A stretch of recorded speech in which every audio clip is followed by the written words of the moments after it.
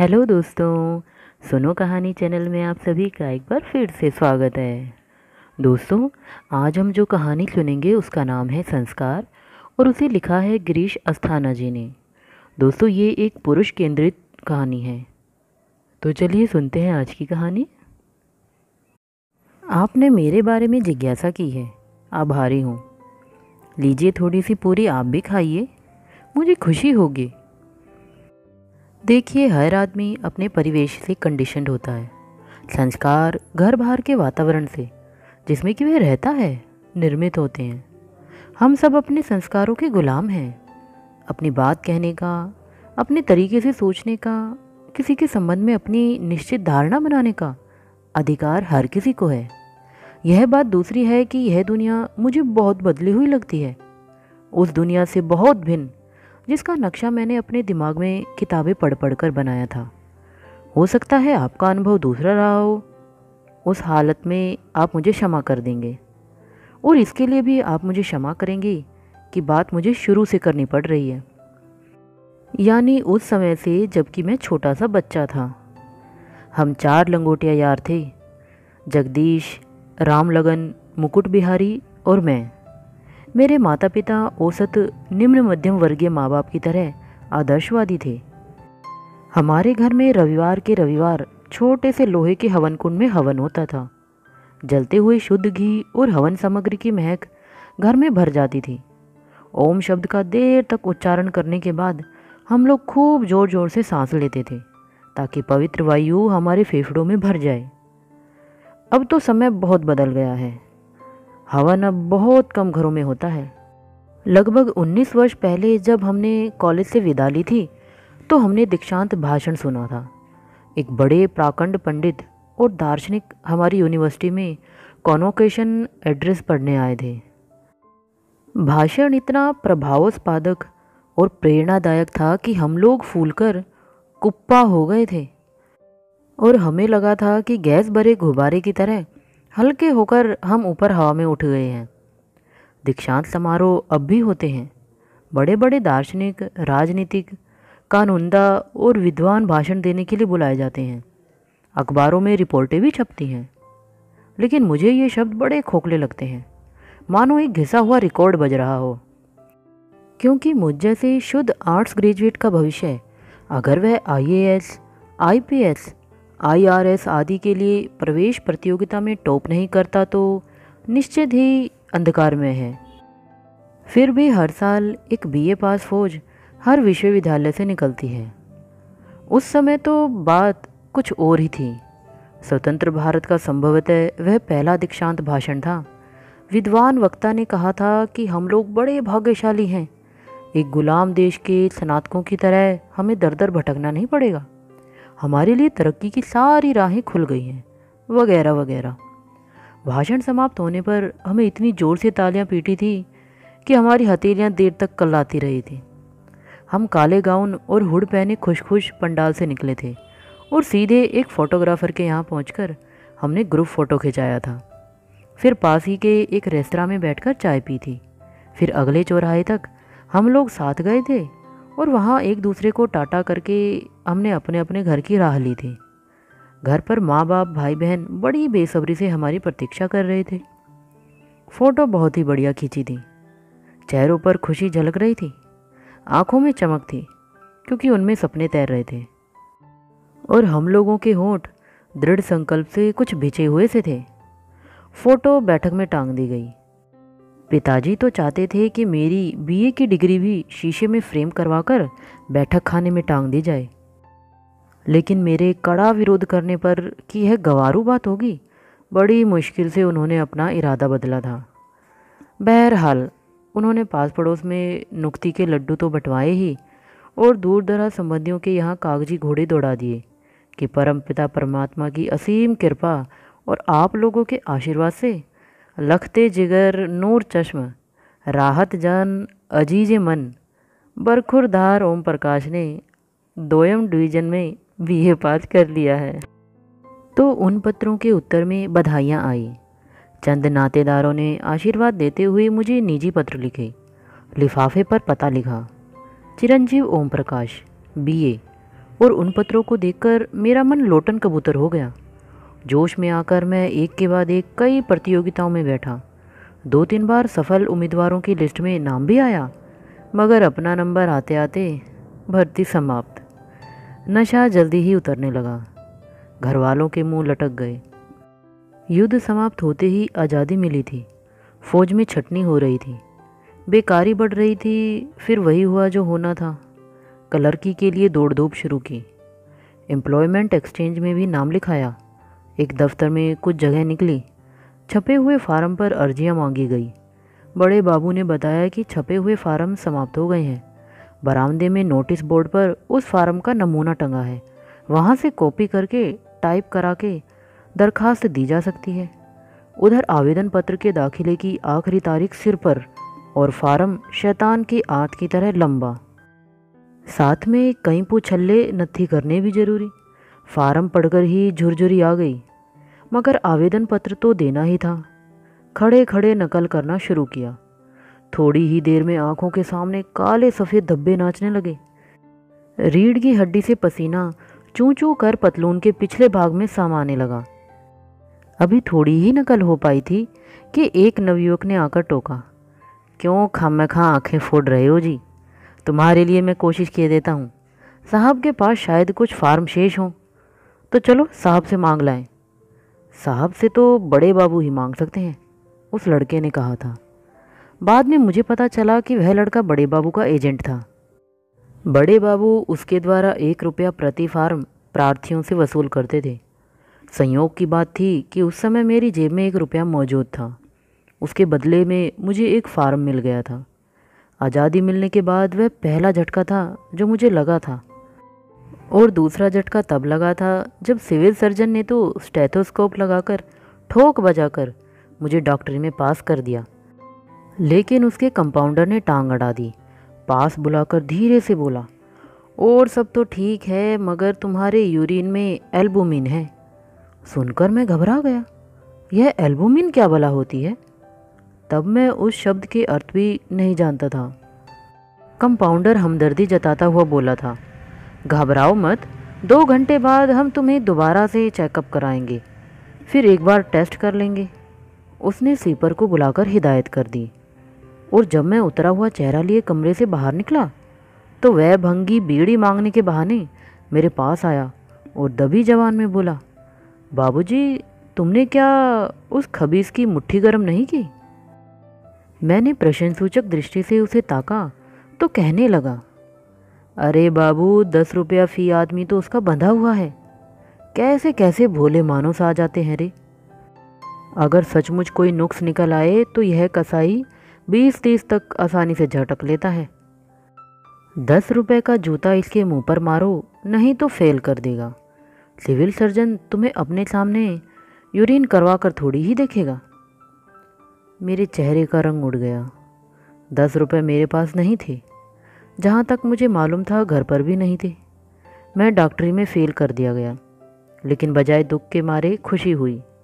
मुझे ऐसा लगा था कि 1 रुपया घूस देकर जो प्रार्थना पत्र प्राप्त किया था, उस पाप का प्रतिकार भी मैंने कर दिया। पिताजी भी सुनकर नाराज नहीं हुए थे। संस्कारों की बात है न। लेकिन मुझे बहुत गुस्सा आया था। मुझ जैसे आदर्शवादी, सपने देखने वाले, पतली खाल और मोटी अकल वाले आदमी के लिए जो कविता कहानी पढ़ना ही नहीं लिखना भी चाहता था, जिंदगी दूभर हो जाती रही। आप जानते हैं, हर दफ्तर में एक बड़ा बाबू होता है और वह दिन भर यह स्कीम बनाया करता है कि कैसे छोटे बाबुओं को काम में जुटाए रखे ताकि उन्हें सिर तक उठाने की फुर्सत न मिले, और वह स्वयं बैठा बैठा गंभीर चिंतन करता रहे। वह तो अपनी सरकार बड़ी रहमदिल है कि जहाँ एक बाबू की ज़रूरत होती है वहाँ उसने 3-3 बाबू नौकर रख छोड़े हैं। इससे एक तो बेरोजगारी कम होती है, दूसरे जब बाबू लोग मौजूद हैं तो उनके लिए काम पैदा किया जाता है। ऐसे ही जैसे सरकारी फार्मों में आलू पैदा किए जाते हैं ताकि फार्म का अमला बराबर कुछ न कुछ गोड़ता, बोता, काटता, छाँटता, फटकता और ढोता रहे। इसी तरह बाबू लोगों से दैनिक, साप्ताहिक, पाक्षिक, मासिक, फिर तिमाही, छमाही और सालाना ब्यौरेवार विवरण बनवाए जाते हैं। यह काम बड़ा दिलचस्प भी है और बोरिंग भी।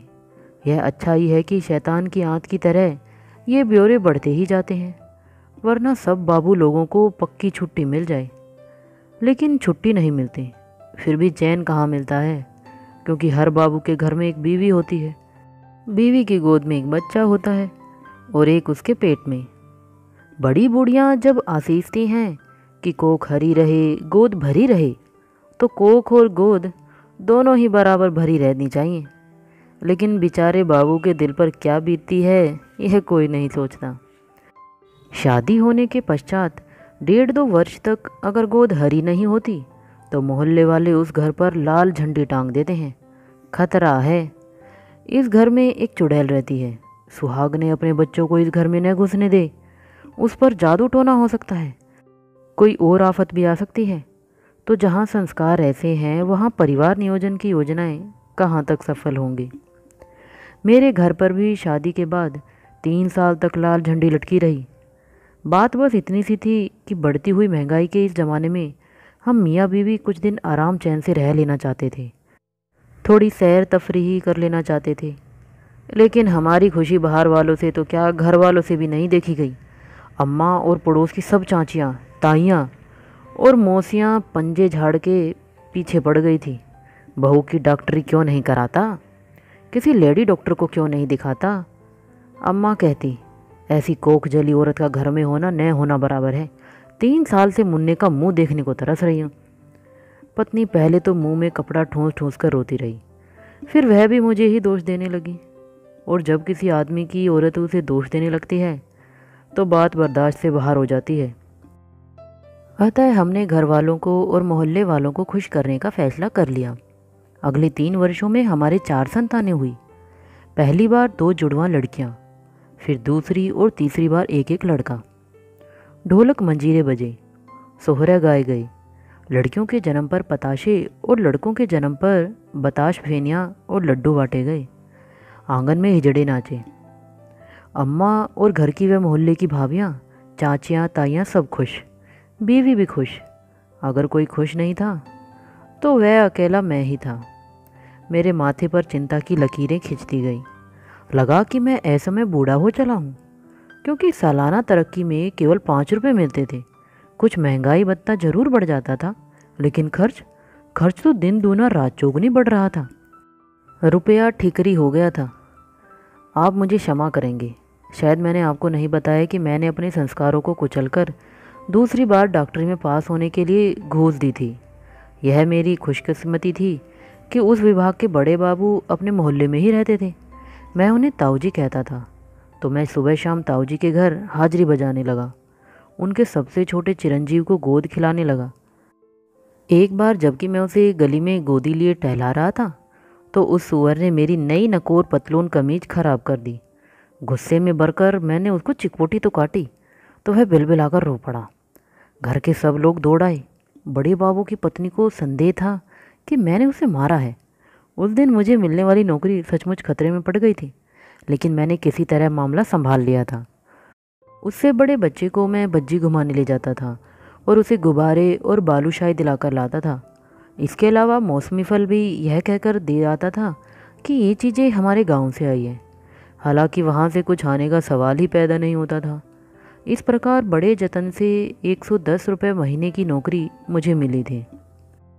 हो सकता है कुछ ज़रूरी तफसील भी बीच में छूट गई हों, क्योंकि मेरा चित्त ठिकाने नहीं है।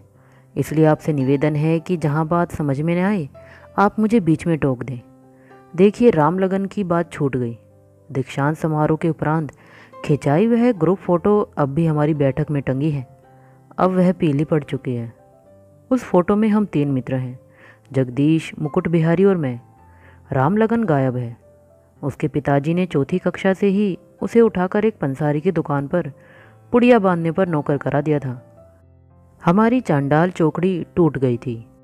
राम लगन के पिताजी का विचार था कि स्कूलों में कतार बांधे समवेत स्वर में हे प्रभु आनंददाता ज्ञान हमको दीजिए गाने से कहीं अच्छे संस्कार पंसारी की दुकान पर पुड़िया बांधने से बनते हैं। स्कूलों कॉलेजों से कहीं अधिक व्यवहारिक शिक्षा पंसारी की दुकान पर मिलती है। पहली बात तो यह है कि एक पंसारी का असिस्टेंट हिसाब किताब में पक्का हो जाता है।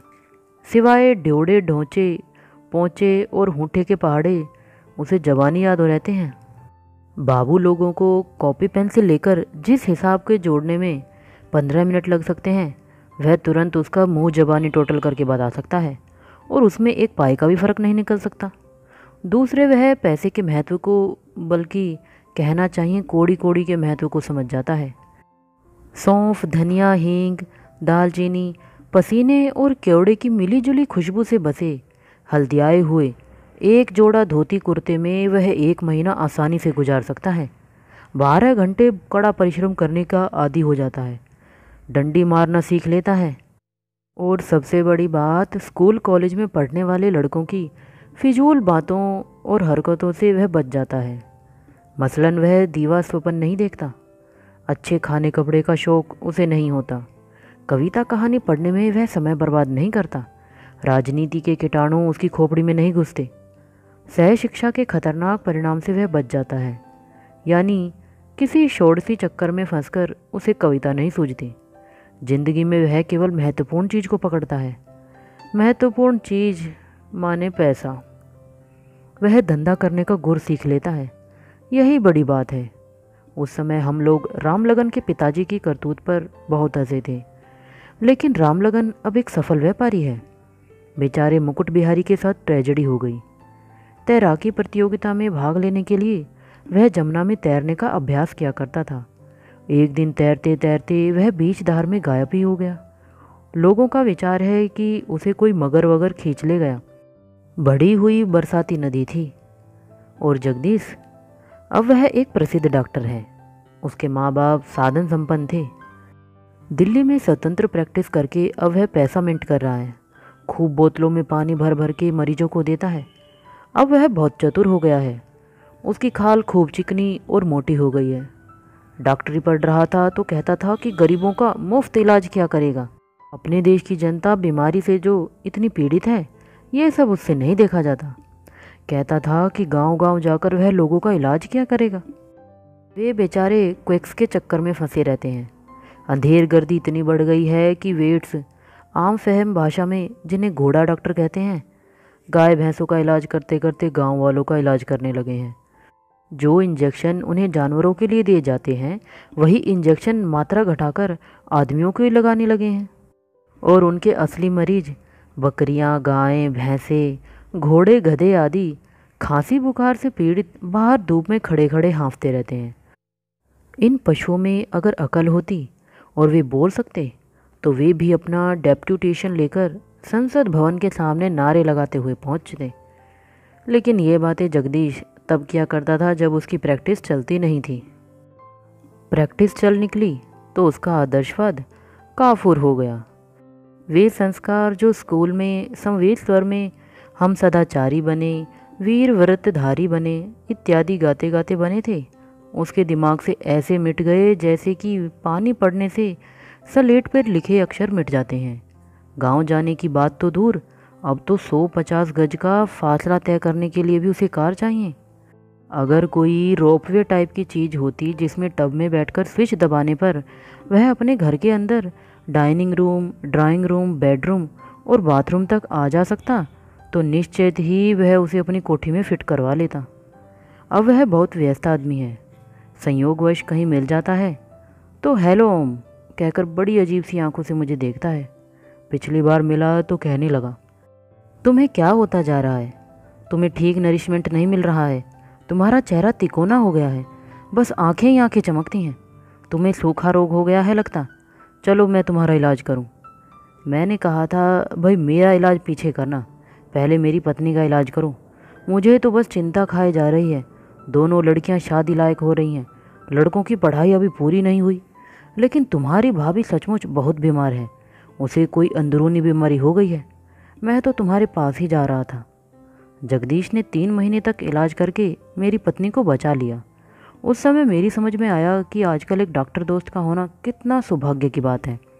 लेकिन डॉक्टर ने उसे अच्छी खुराक खिलाने को कहा था। मैं इसका प्रबंध कहाँ से करता? इसलिए 6 महीने बाद बीमारी फिर उखड़ आई। फिर डॉक्टर जगदीश का इलाज चलने लगा। अब आपसे क्या कहूँ, आदमी के बर्दाश्त करने की एक सीमा होती है। मैं भीतर से टूटने टूटने को हो रहा था। पत्नी बीमार, लड़कियां लड़के रूखा सूखा खाकर पड़ रहे थे। कच्ची हड्डियों की मजबूती के लिए घी दूध की ज़रूरत होती है, नहीं तो छुटपन में ही उनमें घुन लग जाता है। मगर हम अपने घर में क्या खाते हैं यह कोई नहीं जान सकता, लेकिन अपने लिए न सही बच्चों के पास पहनने को ढंग के कपड़े तो होने चाहिए। फटे पुराने कपड़े पहनाकर उन्हें स्कूल भेजते दिल दुखता था। अपने सहपाठियों के सामने कितना छोटा महसूस करते होंगे। और आजकल नायलॉन, टेरिलिन, टेरिकॉट, टेरिवुल कपड़े भी तो कैसे कैसे चल गए हैं। रंग और डिजाइन भी गजब के हैं। स्कर्टों पर अलसी, सरसों और केसर फूलती है। ब्लाउज़ों पर डाहलिया, गुलाब, बनफसा और सूरजमुखी खिलते हैं।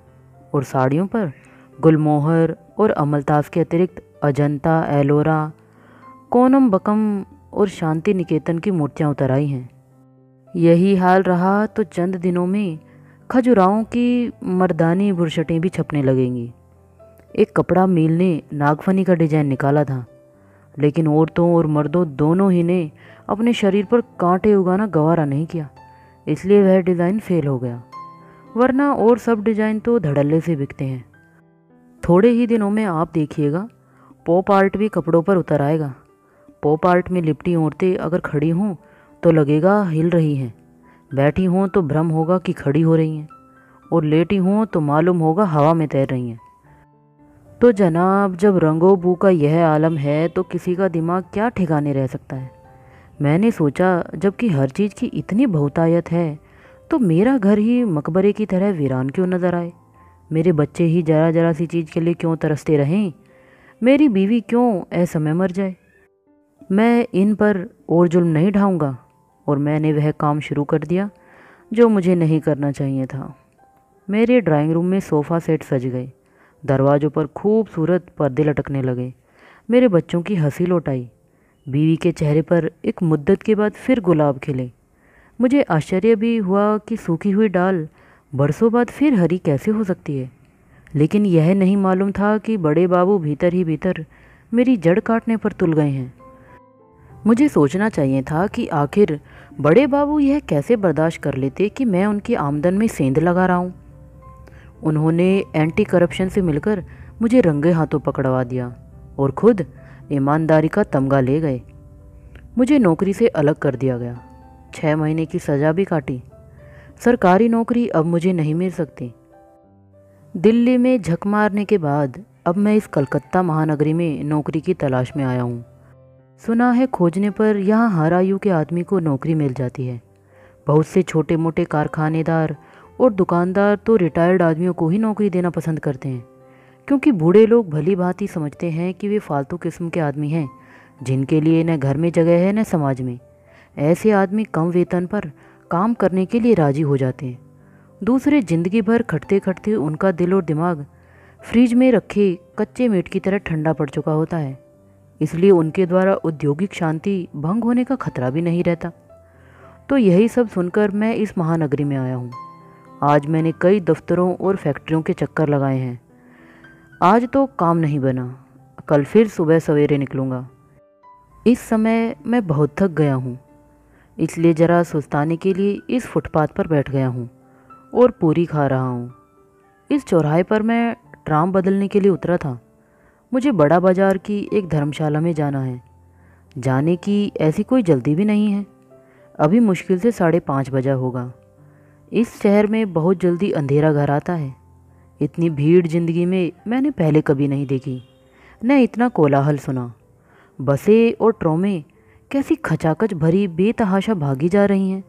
यहाँ तो आदमी बराबर भागता हुआ ही दिखाई देता है। अब यही देखिए ना कि इतने बड़े फुटपाथ पर एक मैं बैठा हूँ और एक आप हैं, और उस पेड़ के पास वह भिखारी बैठा है, अपने घुटने के घाव का प्रदर्शन कर रहा है। कितना बेभत्स घाव है। देखने से उबकाई आ सकती है, लेकिन मुझे उबकाई नहीं आती, न मेरे मन में दया उमड़ती है। मैं जानता हूँ यह घाव नकली है। इसमें मोम, वैसलीन, रोली और पोटाशियम परमैंगनेट भरा गया है। इन मक्कारों की बात जाने दीजिए। अब तो सचमुच किसी को कष्ट में देखकर भी मेरे मन में करुणा नहीं उमड़ती। एक समय था जब किसी की जरा सी तकलीफ़ देखकर दिल दर्द से भर उठता था। आंसू आंखों से ढुलकने ढुलकने हो आते थे। लगता है दर्द का एहसास अब मर गया। शायद मेरे मानस में कोई रासायनिक परिवर्तन हो गया है। स्नायविक तंतु और मांसपेशियां सुन पड़ चुकी हैं। मस्तिष्क की झिल्ली सूखकर सिकुड़ गई है, क्योंकि उसमें से रक्तस्राव अब नहीं होता। आंखों से आंसू नहीं टपकते। बचपन के सब संस्कार अब धुल पूछ गए हैं। दुनिया ने मुझे ईमानदार और सच्चा नहीं रहने दिया। इस समय मुझे लग रहा है कि मेरे मस्तिष्क के भीतर बहुत बड़ा गुमड़ा उभर आया है। उसमें बराबर सन सन शब्द हो रहा है, जैसे ऊपर सड़क के समानांतर खींचे उन ट्रामा के तारों में सनसनाहट भरती जा रही है। ट्राम कार की घिरनी तार पर फिसल रही है और तार की रगड़ से कभी कभी नीली चिंगारियाँ निकलकर सहसा बुझ जाती हैं। तारों की यह झंझनाहट और उनसे झरते अग्निफूल मुझे अच्छे लग रहे हैं। इस समय की मेरी मनोदशा से ये मेल खाते हैं। कोई पूरी वाला निकले तो थोड़ी सी पूरी और ले ली जाए, हम दोनों मिलकर खाएंगे। अरे, आप कब मेरे बाजू से उठकर चले गए? मुझे पता ही न चला। मैं तो समझ रहा था कि इस भीड़ भरे शहर में मुझे एक हमदर्द मिल गया, वरना मैं क्यों अपनी राम कहानी सुनाने बैठता। कैसा अहमक हूँ मैं भी। न जाने कितनी देर से इस लैंप पोस्ट को भाषण दिए जा रहा हूँ। अच्छा तो लैंप पोस्ट जी, प्रणाम। अब मैं चलता हूँ। तुमने जब मेरी कथा सुनी है तो मेरा प्रणाम भी ले लो। तो दोस्तों, इसी के साथ ही ये कहानी यहीं ख़त्म होती है। आपको कैसी लगी मुझे कमेंट में ज़रूर बताइएगा। तो चलिए फिर मिलते हैं नेक्स्ट वीडियो में एक नई कहानी के साथ। तब तक के लिए गुड बाय।